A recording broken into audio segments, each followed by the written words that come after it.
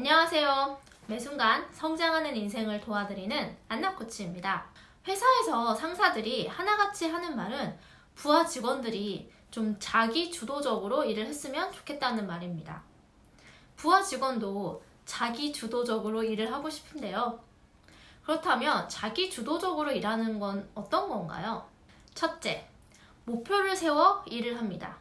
먼저 회사에서 자기에게 주어진 업무 목표를 좀 명확하게 이해를 해야 자기 주도적으로 일을 할 수가 있습니다. 간단한 예를 들어서 세일즈 팀 직원이라면 회사의 목표는 국내 시장 점유율 몇 프로 상승을 위해서 세일즈 팀의 목표를 올해 10억 달성이 목표이고, 이 팀원은 그 목표에 대한 30%인 3억에 대한 책임이 있다를 목표로 세운다고 가정해 봅시다. 또 다른 예로는 홍보팀 직원이고 회사가 이번에 미국 시장에 진출을 한다면 미국에서 제품 인지도를 높이기 위해서 홍보의 역할에 대해 생각하고 그에 대해 목표를 세우는 것입니다. 하지만 여기서 리더가 추구해야 할 목표에 대해서 정확히 알려주지 않는다면 이 팀원은 자기 주도적으로 좀 일하기 어려워집니다. 정확히 내가 어디에 초점을 맞추고 일을 해야 되는지 모른다면 그 팀원은 방향을 잃고 헤맬 것입니다. 매년 팀원은 그 팀장과 같이 업무 목표를 정하는데요. MBO, KPI, OKR 등의 용어로 그런 목표가 사용이 되는데요. 이때 리더가 명확히 우리 회사의 비전과 목표, 그리고 우리 팀의 목표, 그리고 개인의 목표까지 함께 좀 일치되는 방향으로 커뮤니케이션을 한다면 그 팀원은 주도적으로 일할 가능성이 높아집니다. 왜냐하면 목표가 명확하면 그 목표를 달성하기 위해서 한 가지 방법만 생각하는 것이 아니라 다양한 방법을 또 고민하고 시도할 수 있기 때문이죠.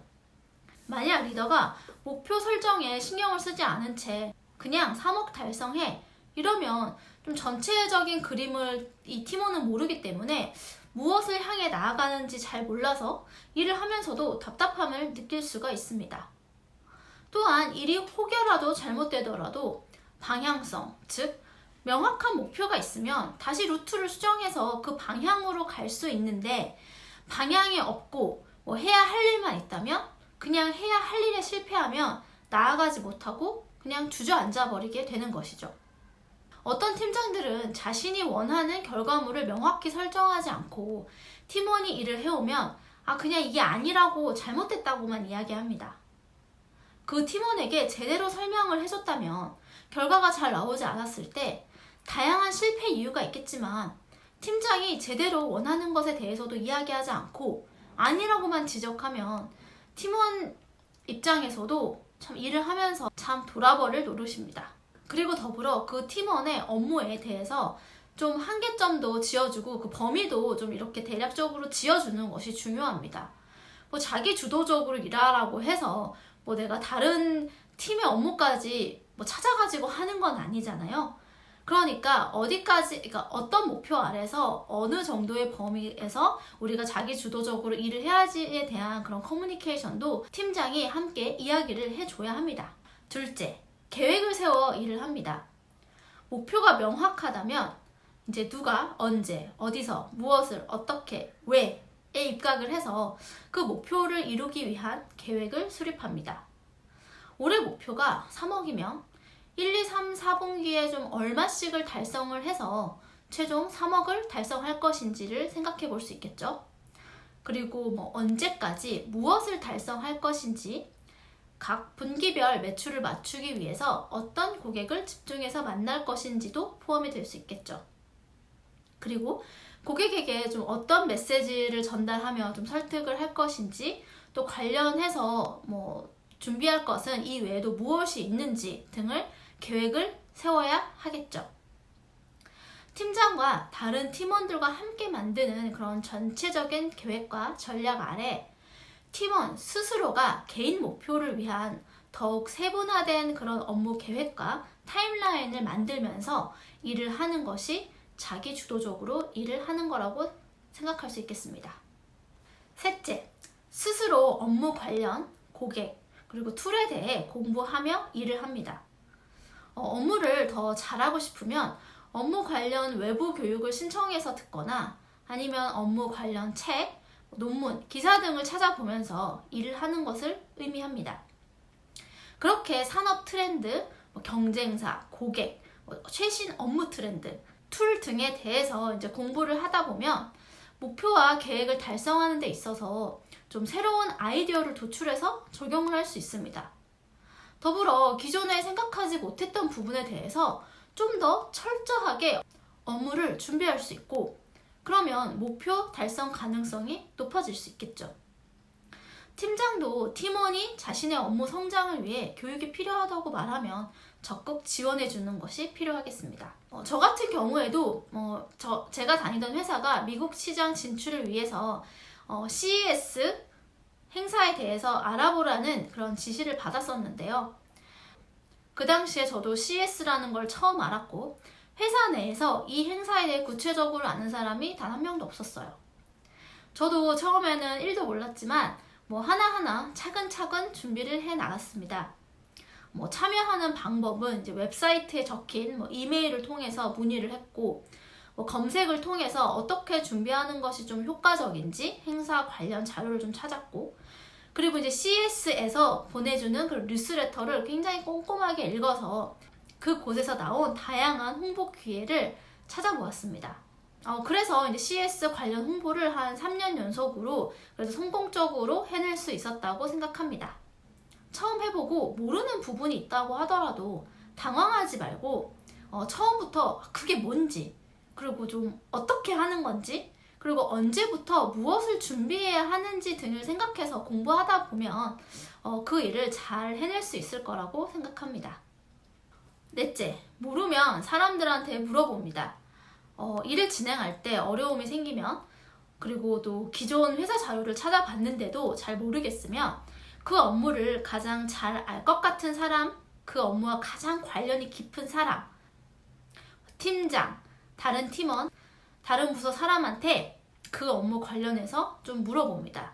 다른 사람한테 물어볼 때 하나도 찾아보지 않고 물어보는 것이 아니라 어느 정도 기본적인 부분은 좀 스스로 알아본 다음에 구체적인 궁금증을 가지고 물어봐야 합니다. 그렇지 않으면 그 상대방도 바쁜데 처음부터 끝까지 다 설명해줄 리 만무하고 성의 없어 보일 수도 있잖아요. 내가 그거를 그냥 아무것도 모른 채서 이거 뭐예요? 이렇게 물어보면. 그리고 이제 또 설명을 해준다고 해도 내가 알아보고 가지 않으면 좀 이해가 잘 안 갈 수도 있습니다. 만약 진짜 처음부터 내가 찾아봤는데 이해가 아무것도 가지 않는 경우라면 그것에 대해 전반적인 틀을 좀 잡아줄 수 있는 사람에게 물어보는 것도 가장 좋은 방법이겠죠. 그래야 프레임을 잡고 그 일에 대한 계획을 세워서 일에 착수할 수가 있으니까요. 물론 팀장도 팀원이 자기 주도적으로 일할 수 있도록 최소한 설명을 해줘야 하고, 팀원이 일을 진행할 때 필요한 사람을 연결해주고 또 필요한 자료를 공유해주는 등의 노력이 필요하겠죠. 이조차도 하지 않으면서 팀장은 그냥 팀원이 주도적으로 일을 하길 바란다면 그 팀장조차 자기 주도적으로 팀원을 안 챙기는데 팀원이 어떻게 자기 주도적으로 일을 할 수가 있겠습니까? 다섯째, 업무를 확장합니다.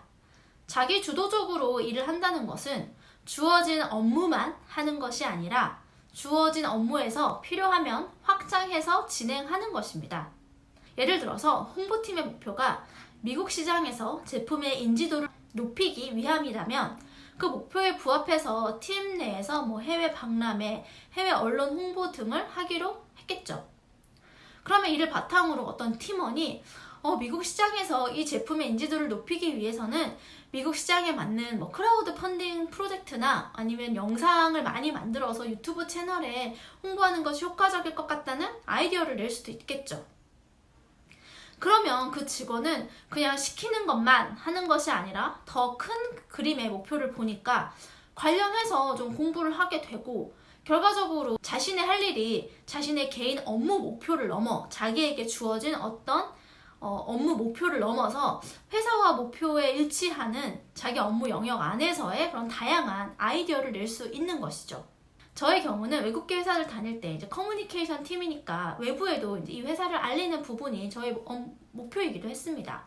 그때 한국 유명 신문 지면에서 시리즈로 세계적인 CEO들이 인터뷰하는 걸 보고 우리 회사 본사 CEO도 나오면 좋겠다 라고 생각이 드는 거예요. 그래서 독일 본사에 연락을 했습니다. 그래서 한국 기자와 독일 본사 CEO가 인터뷰가 성사가 되어서 크게 기사화된 적이 있었어요. 그래서 회사를 홍보하는 좋은 기회를 좀 주도적으로 만들 수 있었습니다. 또한 제가 스타트업에서 CES에 참여를 하면서 CES 혁신상이라는 걸 좀 알게 됐고 신청을 해서 상을 타게 됐습니다. 그랬더니 상을 탔을 뿐만이 아니라 그 자체로도 홍보 효과가 좋은 거예요. 그래서 그 이후에 알게 되는 모든 무료 해외 어워드를 진짜 아는 대로 다 신청을 했고 많은 곳에서 수상을 할 수 있었고 또 이를 또 홍보하는 데 활용을 한 적이 있습니다. 6째, 업무 결과에 대해서 평가하고 분석합니다. 업무 목표, 계획 수립에서 실행까지 진행을 했다면 그 결과에 대해서 스스로 평가하고 분석합니다. 뭘 잘했고 뭘 못해서 이런 결과가 나왔는지를 좀 확인하는 것이죠. 그래서 잘한 부분은 계속하고 또 못한 부분이 있다면 좀 거기에 대한 레슨 포인트를 찾아서 같은 실수를 반복하지 않도록 합니다. 이런 스스로 평가 분석을 통해 추후 성과를 위해 더 잘할 수 있는 그런 방법을 찾을 수가 있습니다. 이때 팀장은 팀원의 장점과 개선할 점을 좀 객관적으로 피드백을 해주면 좋겠죠. 그래서 그 팀원이 성장을 하면서 성과를 낼 수 있도록 도와줄 수 있습니다. 저는 현재 회사를 다니고 있지 않아서 1년마다 스스로 목표를 세우고 있고요. 그리고 그 1년이 지난 뒤에는 목표가 무엇이 있었고 그리고 무엇을 달성을 했고 또 달성을 하지 못했는지 이를 통해 좀 어떻게 성장을 했는지에 대해 적어보고 있습니다. 이렇게 하면 제가 좀 성취감을 굉장히 많이 스스로 느낄 수가 있고 또 자기 효능감을 향상시키는 데 도움이 됩니다. 달성하지 못한 부분에서는 어떤 점이 부족했는지를 볼 수 있고 그래서 또 앞으로 어떻게 그것을 개선하며 나아갈 수 있는지를 확인할 수 있습니다. 7째, 동기부여하면서 일을 합니다. 회사에서 업무를 하며 발전하는 것은 개인 스스로를 위한 것입니다. 스스로 동기부여하는 생각은 여러 가지가 있는데요.